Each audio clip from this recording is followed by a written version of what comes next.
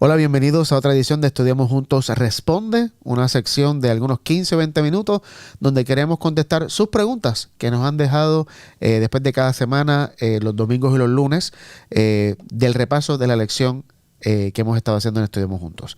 Así que vamos a comenzar, como siempre, con una corta oración. Joel, si puedes comenzar con una corta oración. Querido Señor, ilumínanos para poder dialogar y poder avanzar en el conocimiento de tu persona. En el nombre de Jesús. Amén. Amén. Muy bien, vamos a tratar de contestar todas las preguntas que tenemos. Comenzamos con CG Bautista 86, que nos pregunta: Juan 13, 18, 17, 12, 19, 24 y 28 presenta la intencionalidad de Jesús de cumplir la profecía. ¿Cuándo se distingue que la profecía es cumplida sin que deba Jesús hacer que pase? Me explico. ¿Cuándo debe ser que yo haga que pase lo que se profetizó y cuándo se dará por sí sola? ¿La profecía se puede dar por sí sola?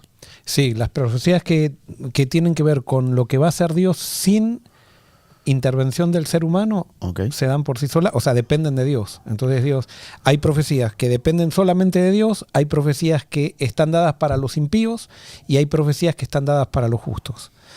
Siempre las profecías que están dadas para los justos, Dios en la profecía lo que hace es presentarle su plan, sus planes a los justos. Y como los justos viven en libertad, ellos pueden decidir cumplirla o no cumplirla. Ahora, lo que tiene que ver con Dios, por ejemplo, la segunda venida de Cristo va a pasar, porque eso depende de Dios. La muerte Pero de Jesús, la preparación del camino para la segunda venida de Cristo va a pasar también, pero no sabemos con quién va a pasar. Va a pasar con el pueblo que quiera colaborar, que quiera cumplir la profecía que Dios puso, los planes de Él, que para que eso se dé. O sea, que la hora y el día, en cuanto a eso, también eso puede estar en las manos del ser humano. Claro, yo lo veo de la misma manera en este sentido. O sea, hay muchos que se van a poner un poquito nerviosos con esto porque pareciera que depende del ser humano. Pero lo veo con el paralelismo de lo que pasó en el Éxodo. O sea, Dios quería llevar a Israel en un año que estén entrando a Canaán. Es más, en un año y medio llegaron al borde del Jordán. Sin embargo, a ellos les faltó la fe. Y a pesar de que Dios les había dicho que iban a entrar, a esa generación les había dicho que iban a entrar, ellos no quisieron cumplir la profecía y entonces tuvieron que vagar 40 años en el desierto hasta que murió esa generación y entonces la otra generación que quiso cumplir la profecía entró. Entonces, lo mismo pasa con la segunda venida de Cristo. Yo creo que Dios ha dado claramente más o menos el periodo donde comienza el fin. Sabemos que de 1789, 1844 ya comienza el fin. Desde ahí Dios podría haber venido en cualquier generación. El problema es que no hubo un pueblo que quiera arrepentirse del cristianismo, que quiera arrepentirse para cumplir la profecía y recibir la revelación de Dios. Y entonces, cuando haya un pueblo, Dios ya sabe cuándo se va a levantar un pueblo y por eso sabe el día y la hora.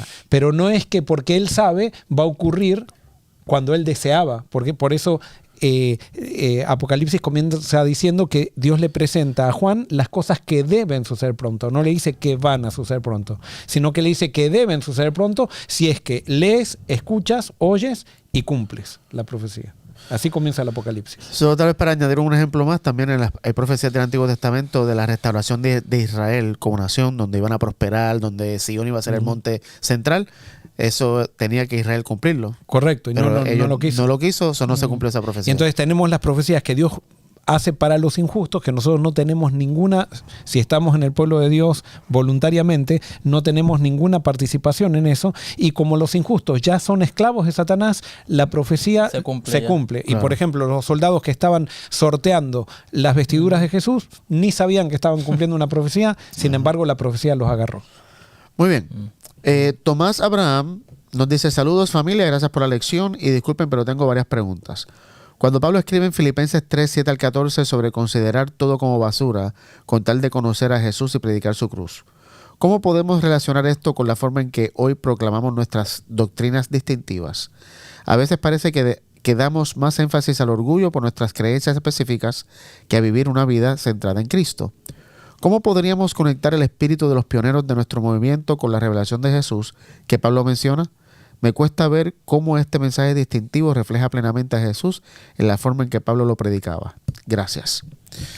Bueno, no sé, me parece que no, el enfoque siempre tiene que ser Jesús, no lo que nos distingue de otras personas. Y si vamos a hablar de distinción, que sea el amor. Que el amor sea lo que nos distinga. Que el problema es qué usamos para distinguirnos. Bueno. Y por eso, y cuando nosotros usamos criterios externos para distinguirnos, doctrinas para distinguirnos, que pueden ser muy buenas, pueden ser correctas, ya con eso estamos poniendo una barrera y estamos identificándonos con algo que la Biblia nunca dijo que tendría que ser nuestra primera identificación. Y Jesús lo dijo claramente en Juan, que la señal distintiva del discípulo es el amarse. El amarse. Eso debe ser lo que nos distingue. Y lo que Pablo pone por basura, eso mismo, es que eso humano, todos sus logros que ha hecho, todo su conocimiento, eso lo pone como basura. Entonces, ahí es que está la humildad. Nosotros no es que decimos, bueno, pues todo es basura cuando está hablando de doctrina o lo que sea, ¿no? No estamos tirando al tacho de basura todas las cosas. Si glorifica a Cristo, ahí es que está. El punto es que lo que sea que hay en tu vida, todo tiene que glorificar a Cristo. Si hay algo de repente que no está glorificando a Cristo, pues eso es basura. ¿Y cómo lo sabemos? Ya ahí está, por el fruto, por el amor. Si no refleja a Cristo, pues entonces tienes que tenerlo como basura. Y todo lo que, todo lo que nos hace sentir orgullosos, por más que sean cosas buenas, nos muestran que hemos puesto esa cosa en el lugar de Cristo. Yo puedo tener una hermosa familia que me siento muy satisfecho, pero cuando yo me empiezo a sentir orgulloso por mi familia, orgulloso por mis hijos, que son mejores que otros, que yo tengo un estilo de vida mejor que otro, ya me estoy empezando a alejar de Cristo y esas bendiciones que me dio Cristo las estoy poniendo en el lugar de Él y van a terminar siendo mi perdición. ¿Y cómo podemos lograr? Porque también entonces uno va a vivir una vida de miseria, pues. No. Entonces, ¿cómo uno logra? Yo creo que es entendiendo de que todo lo que tenemos nos lo ha dado Él. Correcto. Y todo viene por Él. A la vez que nosotros, como tú dices, empezamos a desligarnos de Cristo, entonces ponemos todo por encima y es posible que son bendiciones que sí Dios te está dando, pero tú lo estás quitando a Él. Sí. Muy bien. La siguiente pregunta la hace Miriam desde Chile. Dice, me surgió una duda en relación a Deuteronomio 13, 1 al 4. La palabra dice que aunque se cumpliese la señal, no les creamos. Si ellos piden seguir a dioses ajenos, esa es la clave, ¿verdad? Vamos a leer Deuteronomio 13, 1 al 4.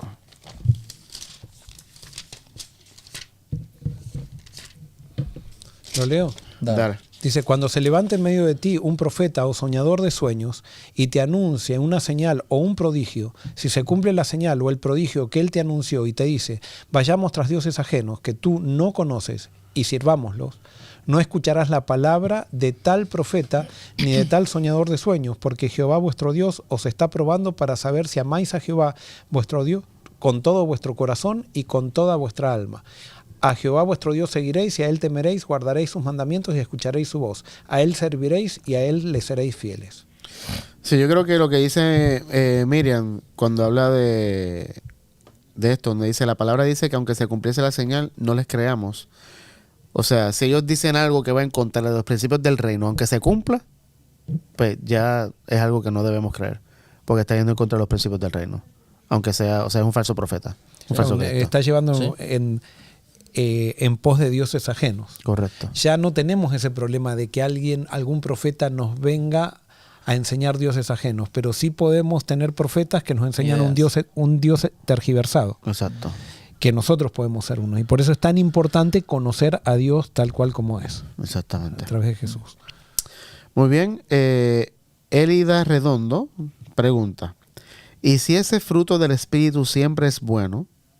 ¿Por qué las palabras de destrucción, de muerte, etcétera, se repiten tan enfáticas? No me cuadra nada de esto cuando, para aclarar lo que dice la Biblia, reinterpretamos la palabra que está escrita, pero no es tan así. ¿Me supe explicar?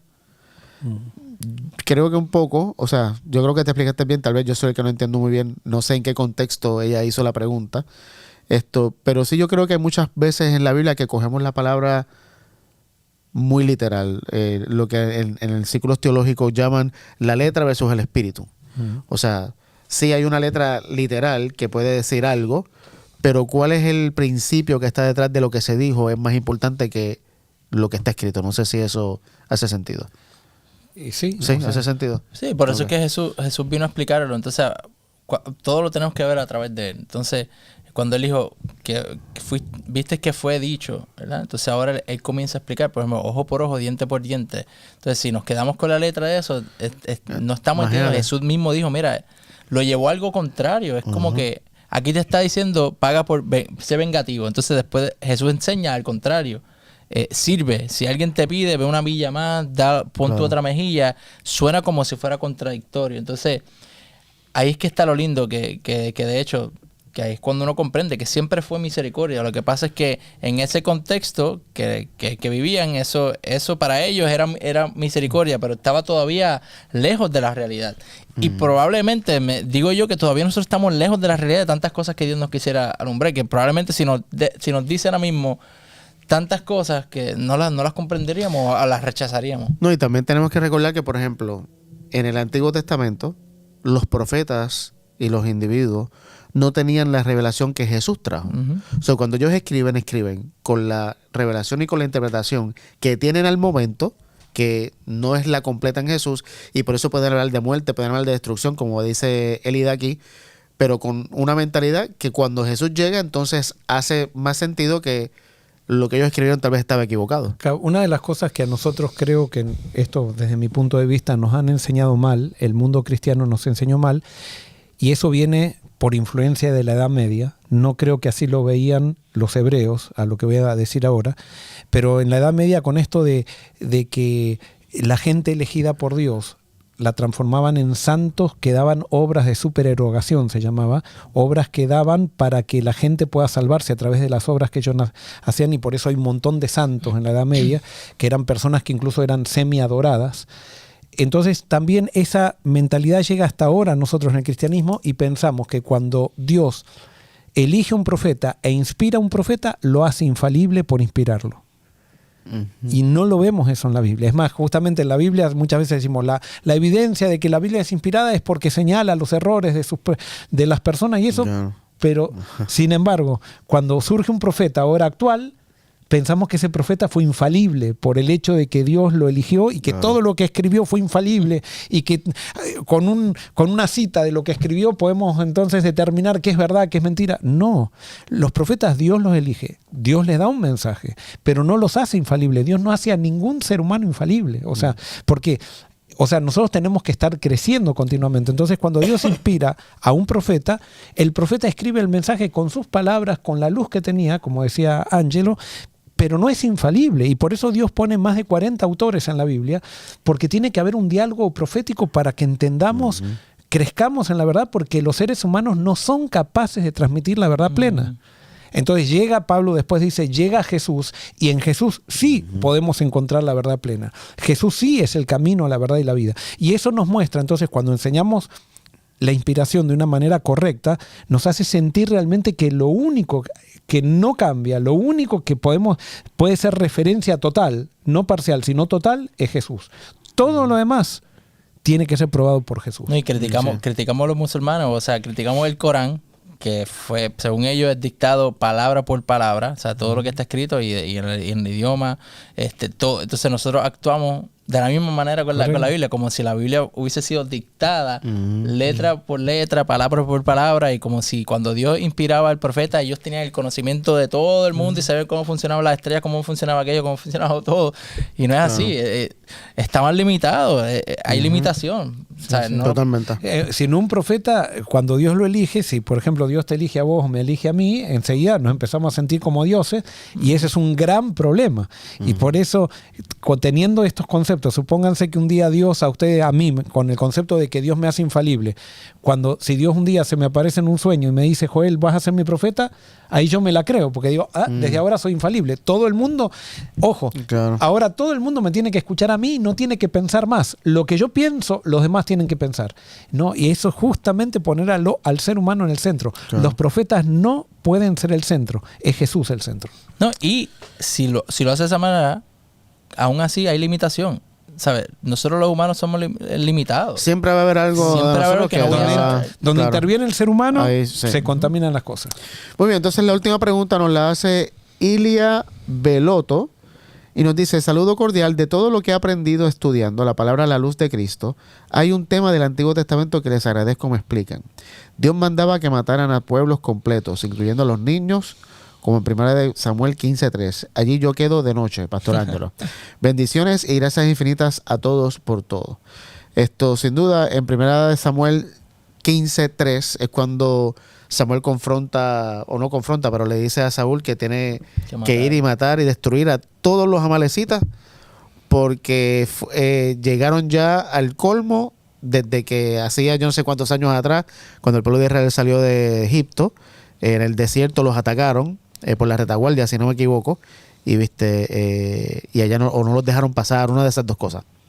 Entonces, ¿cómo podemos explicar, a la luz de Jesús, que es lo que pregunta Ilia Beloto acá, que Dios mandara a matar a un niño? De paso, en 1 Samuel 5:13 es más fuerte, dice 5:3 dice animales, todo, o sea, literalmente todo tienes que matarlo. ¿Cómo podemos conciliar eso a la luz de Jesús?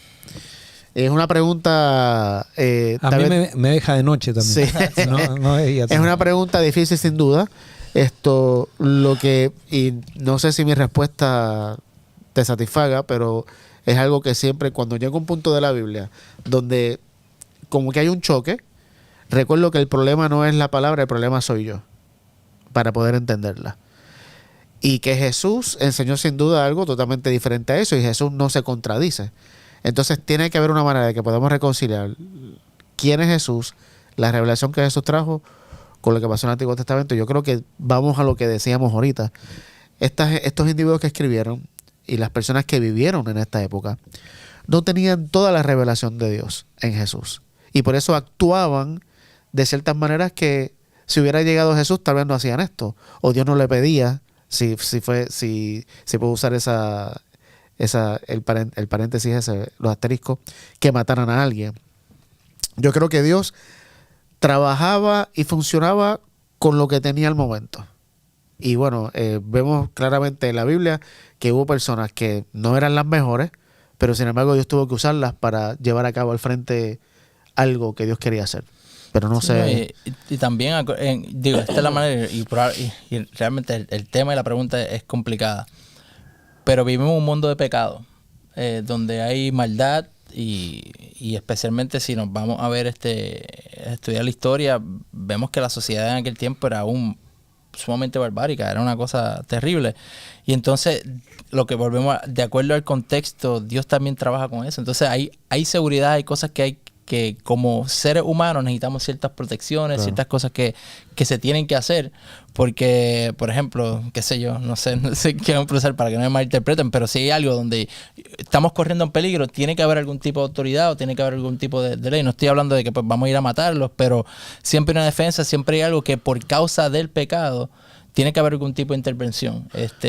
O sea, la ley del ojo por ojo, diente por diente, que está en la Biblia, es una ley muy sabia. O sea, muy sabia para contener el mal. En ese contexto. Para limitar al mal. Es más, en esa ley se basan todas las leyes de los países justos ahora. O sea, en la ley del ojo por ojo, diente por diente.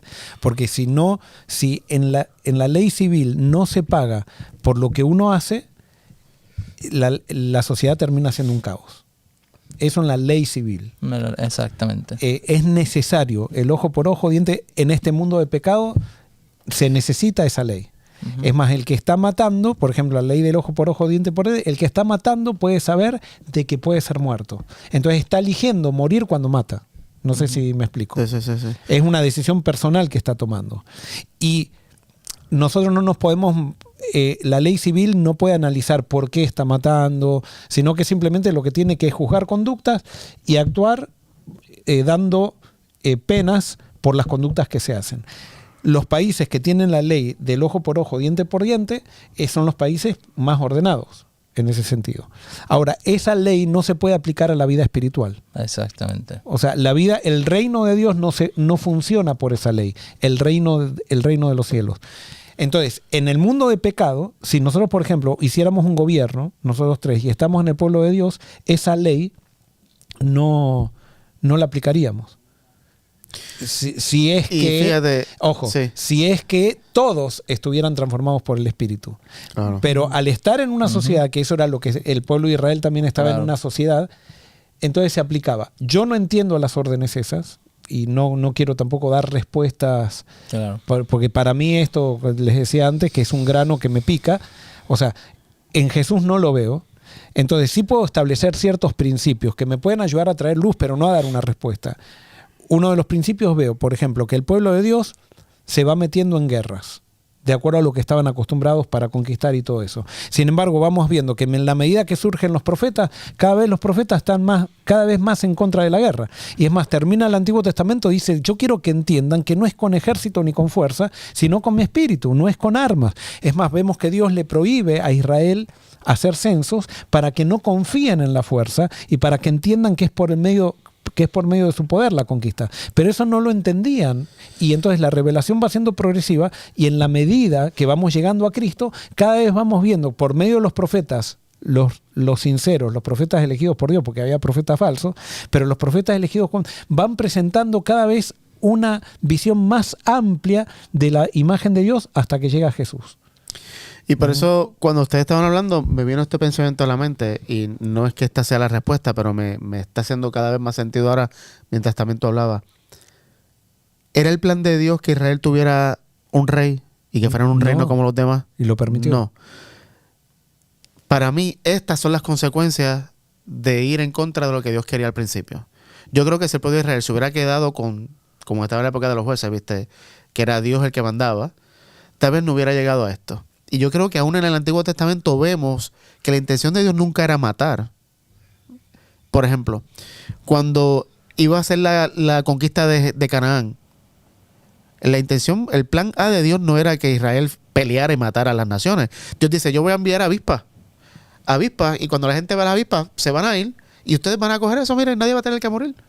Pero como el pueblo no creyó y quiso hacer otra cosa, entonces Dios tiene que, si pudiéramos decirlo, alterar su plan original basado en la decisión que nosotros tomamos, y con la decisión que nosotros tomamos tratar de hacer lo mejor dentro de ese contexto. Claro, no sé si hace sentido lo que estoy diciendo. Es tremendo eso. O sea, en el sentido siguiente, o sea, cuando Dios saca a Israel de Egipto, lo saca sin que ellos tengan que usar un arma. Nada. Un arma. Ahora, ¿de dónde sacaron los israelitas armas? Del Egipto. ¿De dónde? De la playa, ¿será? Bueno, de Moisés, tal vez. De acuerdo a lo que se entiende, se infiere, es por el hecho que las armas quedaron en la playa después del Mar Rojo. Y de ahí toman las armas. Después viene la guerra contra los amalecitas, y entonces justamente ellos agarran las armas y van a luchar, y resulta que Moisés está en el monte y levanta los brazos, que levantar los brazos en esa época significaba orar. Entonces, mientras él tenía los levantados los brazos, ¿qué pasaba? Vencían. Y cuando él bajaba, entonces Dios le estaba mostrando, miren, quiero que entiendan que no están las armas el poder está en la oración. Le estaba enseñando el principio con ejército, pero ellos no lo entendían. Y volviendo, yo creo que todo lo que estamos viendo ahora va a ser bien distinto porque vivimos un mundo de pecado. Es lo mismo con el divorcio, cuando Jesús dice, yo lo permito, ¿por qué? Por la dureza de su corazón. Por la dureza de tu corazón. No es que Dios quiere divorcio, pero es que por causa del pecado, por la consecuencia, pues bueno, lo tengo que permitir. Y lo mismo yo creo que sucede también en esto. Es como que porque hay tanto pecado, Dios tiene que de alguna manera intervenir de cierta manera, porque en Jueces 19 está la historia más terrible para mí también, que decía que en una época donde no había rey, ni había nadie, todo el mundo hacía lo que le daba la gana, y hubo algo bien terrible donde violaron a esta muchacha, y yo creo que el ser humano en pecado, tú sabes, necesita esa intervención. ¿Por qué? Por la parte social. No estoy diciendo que eso es lo que Dios quiere, pero yo creo que interviene de esa manera. Y también hay otras historias. Creo que en esas peleas, esas guerras de los jueces, que él dice, ve y destruye a todo el mundo, pero después dice, pero no se casen con aquello. O sea, que puede ser que también ese todo no implique todo, sino que lo estaban exagerando, pero realmente no era todo. Quizás había gente que estaba... Yo creo que como la revelación del Antiguo Testamento era parcial, por eso no se inventó la imprenta antes, por eso, o sea, la Biblia era solamente, tenían acceso a algunos. Entonces, Dios quería que la gente se relacione directamente con Él a través de la naturaleza. Entonces, y a través de los profetas, de los mensajes de los profetas. Cuando viene Jesús hace una redirección de todo, revelando quién es Dios, y ahí el Nuevo Testamento comprenden algo. Y entonces después surge de vuelta, no hay todavía, hay cartas, pero no hay todavía una Biblia como para que todos estén leyendo. Y con esto no estoy diciendo de la importancia de la Biblia, que no sea importante la Biblia, pero Dios lo que espera es que nos relacionemos directamente con Él, y especialmente después de la experiencia de Jesús, a través del conocimiento que Jesús nos dio.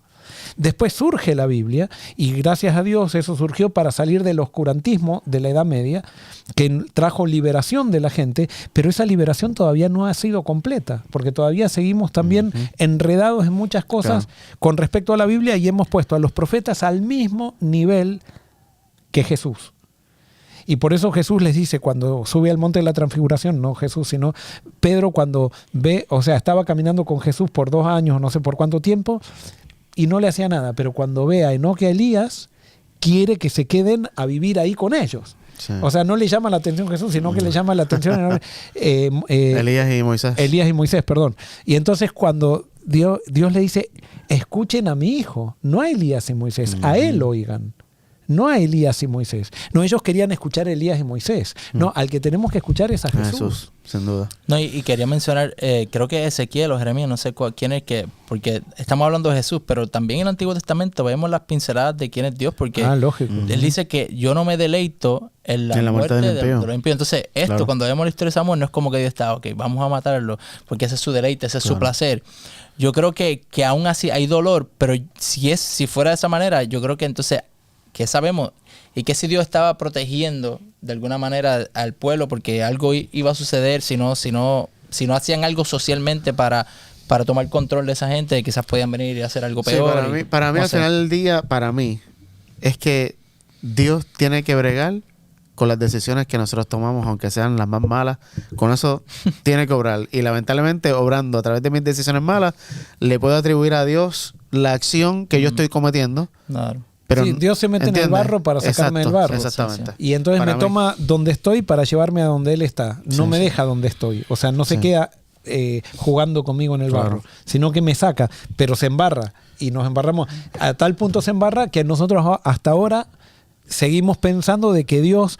Hay gente que lee eso y dice, hay que matar a todo aquel que piensa diferente, hay que matar al que es pecador, que esto, que el otro, porque lo embarramos. O sea, Dios se tiene que embarrar. Sí. Y por eso Jesús viene a desembarrar a Dios y viene a traer la luz que estábamos en tiniebla, la luz que faltaba, ¿no? Exactamente.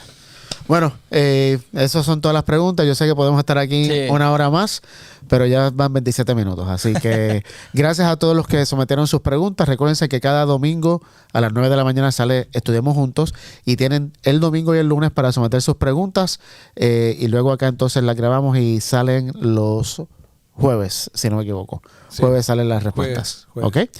Así que gracias a todos por someter sus preguntas. Nos vemos entonces la próxima semana. Que Dios te bendiga.